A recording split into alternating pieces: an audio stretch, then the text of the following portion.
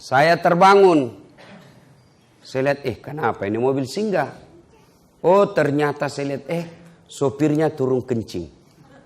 Dia turun dari sebelah kanan. Saya juga tiba-tiba mau kencing.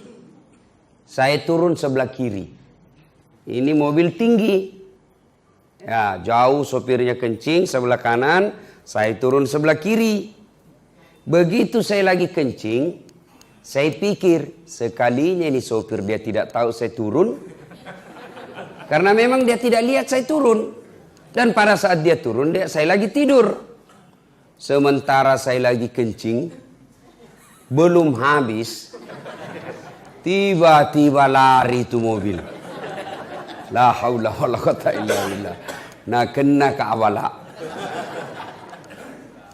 Lari saya lah, woi Musalaika, kau tinggalkan saya. Tapi apa hendak dikata, mobil sudah rapat, pada saat itu juga gerimis.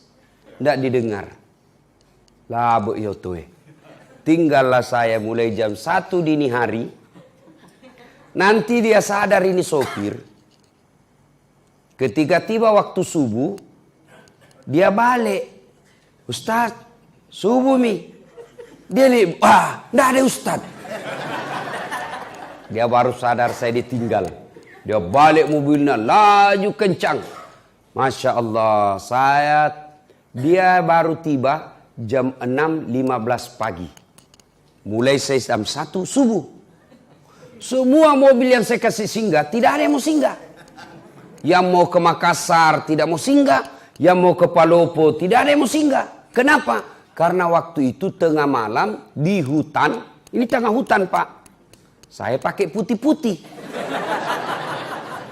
Saya berpikir dia kira ini saya pocong.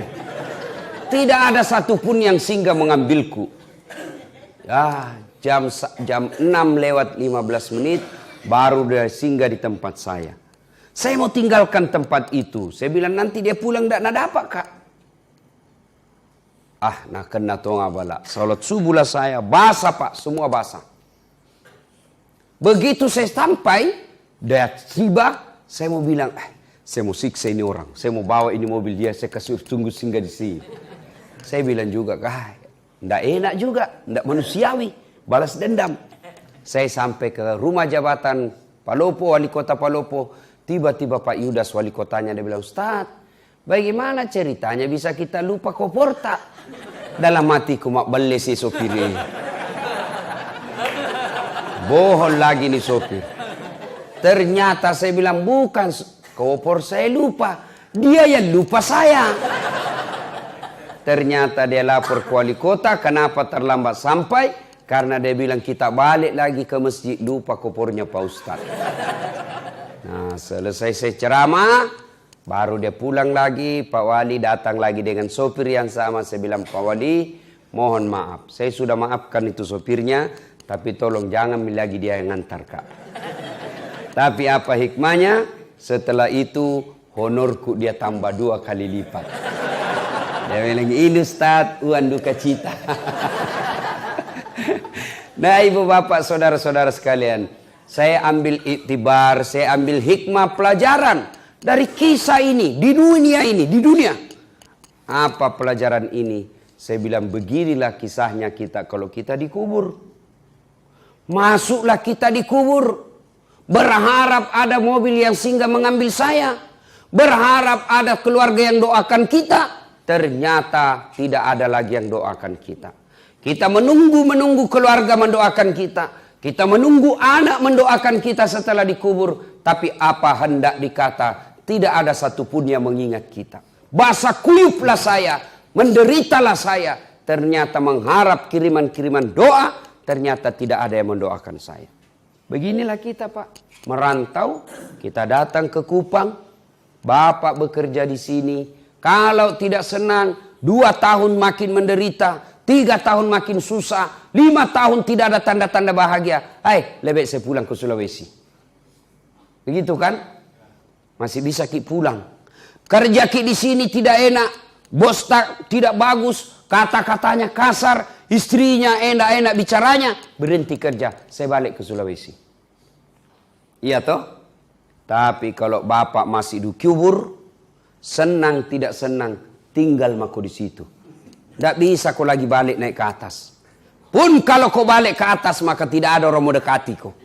Wih, pocong, lari. Nah, ibu bapak, saudara-saudara sekalian, ini hikmah yang paling penting. Ini bapak-bapak yang sudah tua, yang di depanku sudah muka sakaratil maut. Melok kilo kega bos, pasti mati kok. Berapa kali maki antar jenazah? Tuh, 3 yang ngantar kita itu. Bapak coba lihat kalau ada orang meninggal, tentu tuh mantar laki. 3 yang ngantar kita. 1, harta. Ini harta keluar mobil, keluar motor, keluar karpet, keluar tikar, keluar semuanya. Begitu kita masuk di kubur, apa yang temani kita? Harta kita yang paling banyak, yang paling kita temani kita apa? Kain kafan. Tidak mentang-mentang dia kaya, pakai kain sutra. Tidak mentang-mentang dia kaya, kasih tebal dia, kasih macam-macam kainnya. Tidak. Kainnya kain kafan, mulai dari yang paling kaya sampai paling miskin, sama kainnya, kain kafan. Apa minyak-minyaknya? Kapur barus. Iya toh? Tidak mentang-mentang dia kaya, pakai Bulgari, pakai Angelman. Tidak, pakai apa? Kapur barus. Lalu apa yang kita mau sombongkan di dunia ini? Meninggal, kain kita bawa. Tidak ada orang mentang-mentang dia kaya, Nabi bilang anaknya, kasih masuk tawa bapak PCD. Supaya tidak bete di kuburnya. Tidak bos. 2, yang mengantar kita masuk, menuju ke alam kubur, apa? Keluarga, anak, istri, handai tolan, sahabat, sepupu, ngantar kita. Tapi begitu kita masuk di kubur, mereka mau masuk. Mana mau itu tak nagoda ibu. Adindaku sayang, kemanapun kau pergi, aku akan mengikutimu. Gunung kan kudaki, lautan ku seberangi, masjid kau lewati. Iya toh, ibu-ibu. Begitu meninggal ibu, mau kira-kira suami tak masuk di dalam? Mau kira-kira? Jangankan masuk, kakinya saja tinggal 1 meter, ndak mau. Meninggal ibu, mata kanannya menangis, mata kirinya yang mana gantinya.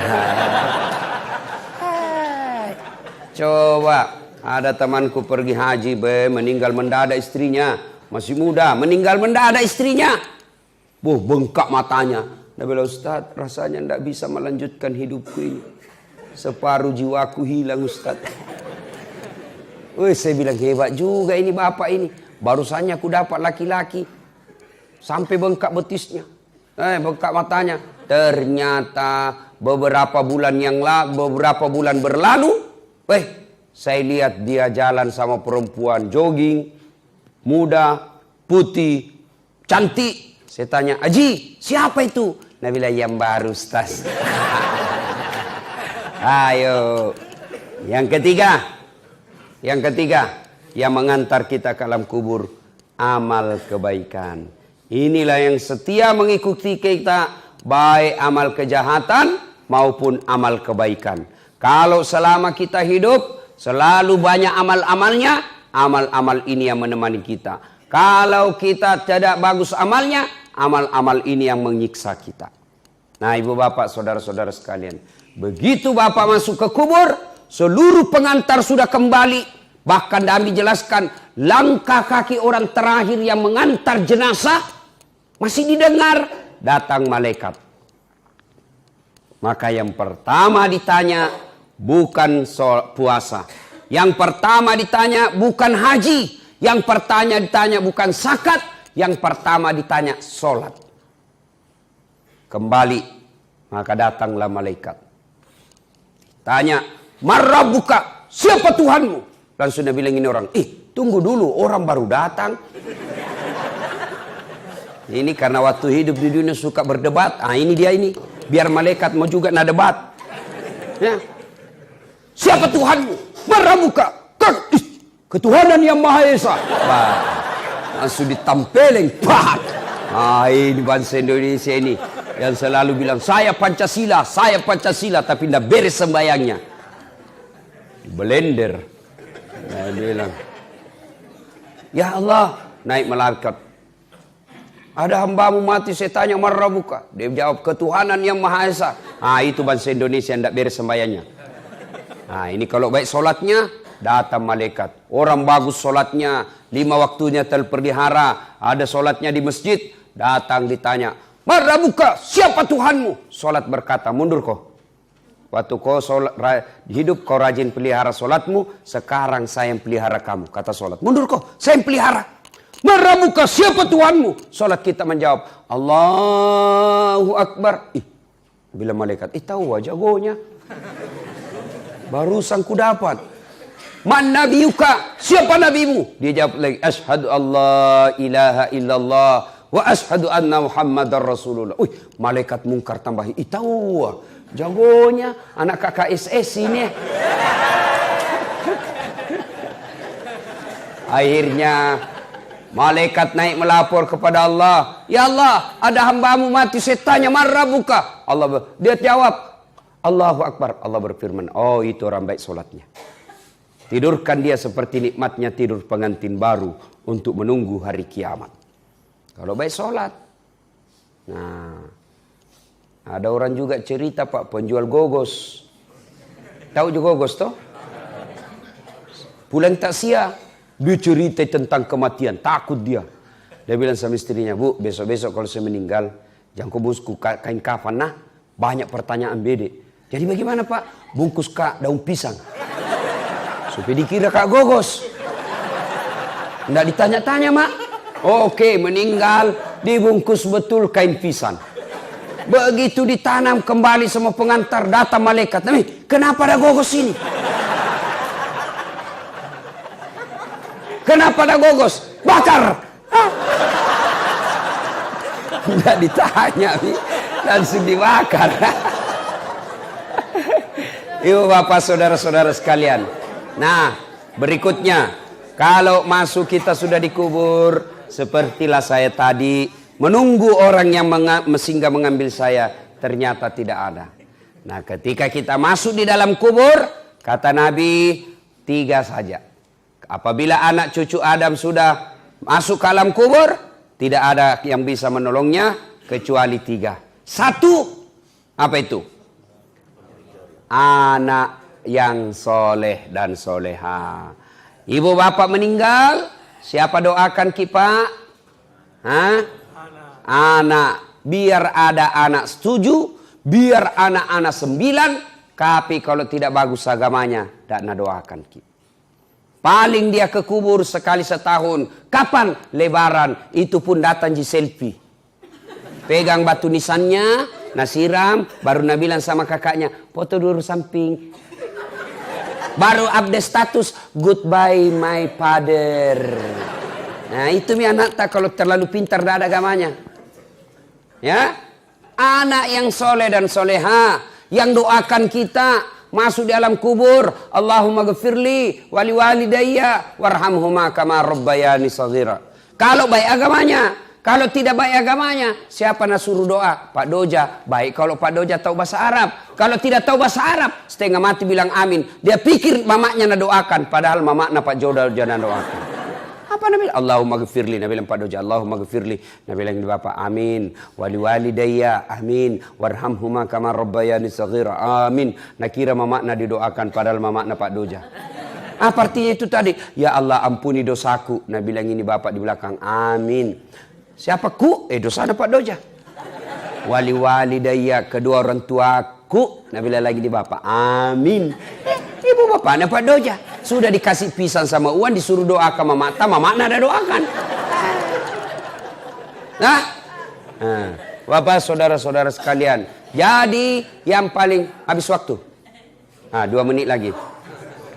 Yang kedua, yang bisa menyelamatkan kita setelah anak yang soleh dan soleha, yang kedua adalah amal jariah. Amal jariah. Ya, amal jariah itu berupa apa? 1, pembangunan yang bermanfaat. Bangun masjid, bangun sekolah, bangun jembatan, tanah dijadikan jalanan umum, rumah dijadikan tahfiz Quran, rumah dijadikan rumah imam. Itu amal jariah. Amal jariah yang ketiga, setelah pembangunan anak soleh, pembangunan yang ketiga apa? Ilmu yang bermanfaat. Nih dengar ceramah saya, save, sebar, like and share. Jangan lupa kasih subscribe. Nah, kalau bapak-bapak dapat ilmu, WhatsApp, broadcast, itu setan menggoda. Jangan ku sebar. Nanti dia bilang kau sok alim. Itu setan. Sebarkan saja kebaikan. Kalau gambar-gambar porno, selama gambar porno itu yang kau edarkan beredar, selama itu kau dapat dosa meskipun engkau sudah di alam kubur. Termasuk ibu-ibu, bapak-bapak, saudara-saudara yang sebarkan foto-fotonya yang kelihatan auratnya, maka selama beredar itu fotomu yang kelihatan auratnya, selama itu kau dapat kiriman dosa. Ibu bapak saudara-saudara sekalian, karena waktu yang terbatas saya harus ke bandara, tidak mungkin